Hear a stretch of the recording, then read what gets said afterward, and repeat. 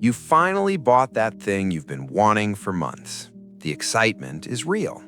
But 2 weeks later, it's just there, collecting dust, feeling ordinary. If this sounds familiar, you're not broken. Your brain is just doing what it was designed to do. Let's talk about why chasing more never makes us happier, and more importantly, what we can do about it. Picture this. You're on a beautiful cruise from Istanbul to Rome. The views are stunning. You're taking photos with friends when you notice their iPhone 16 Pro takes way better pictures than yours. Suddenly, that urge hits. Maybe I should upgrade. Maybe I need that too. But here's the thing. I'm not a photographer. I barely take photos at all. So I resisted. 2 years later, I'm still perfectly happy with my cheap phone. But not every story ends that way. Let me tell you about the iPad I barely use. Last year, I convinced myself that I needed an iPad to learn digital art. It wasn't cheap, but I made the sacrifice and pulled the trigger. When it arrived in that beautiful lavender color with a personalized Apple Pencil, I was thrilled. That excitement lasted about a week, maybe 2. Since then, it's been sitting untouched in a drawer. I've only powered it up a couple of times. Now here's the question. Why does this keep happening to us? You finally get the new phone, the new sofa, and those special shoes you've been eyeing. 2 weeks later, it just feels ordinary. The magic is gone. And here's the kicker. You're already thinking about the next thing. It's an endless cycle, and it's exhausting. But before you blame yourself, understand this. It's not a character flaw. It's biology, it's psychology, and it has a name. Meet hedonic adaptation. It's your brain's way of returning to baseline happiness. No matter how exciting something is at first, we quickly get used to it. Think about your first smartphone. Remember how magical it felt?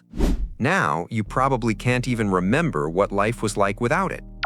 This adaptation helped our ancestors survive.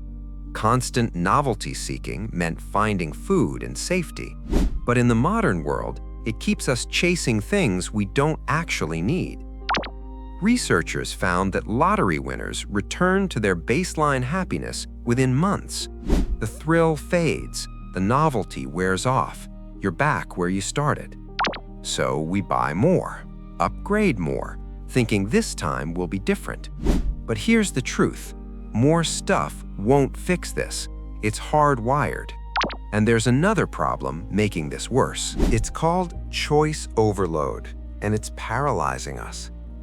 Walk into any store. You're hit with hundreds of options for everything. 20 types of toothpaste, 50 kinds of cereal, endless smartphone models. We think more choices equal more freedom, but research shows the opposite. More options make us anxious, indecisive, and ultimately less satisfied. Even after we choose, we second-guess ourselves. Did I pick the right one? This constant questioning drains our mental energy and steals our joy. So we're stuck, adapted to what we have, overwhelmed by what's next. But what if there's a better way? What if the answer isn't more, but enough? This is where minimalism enters the picture. Not as deprivation, but as freedom. Minimalism isn't about owning nothing. It's about owning what adds value. It trains your brain's reward system to find joy in what you already have. Instead of asking, what else can I get? You start asking, what do I actually need? This simple shift interrupts hedonic adaptation. You stop taking things for granted. It also eliminates choice overload. Fewer options means clearer decisions. You're no longer paralyzed by endless possibilities. You can breathe. Studies show that people who practice gratitude for what they have are significantly happier. They're not wealthier, they just changed their relationship with enough. Here's a practical example. Before buying something new, ask yourself 3 questions. 1. Do I need this, or do I just want it because it's new? 2. Will this genuinely improve my life or just take up space? 3. What am I really trying to solve by buying this? Often, we're trying to fill emotional gaps with material things, and no purchase will ever fix that. Ever. So let's recap what we've learned today. Hedonic adaptation means we get used to everything eventually, no matter how exciting.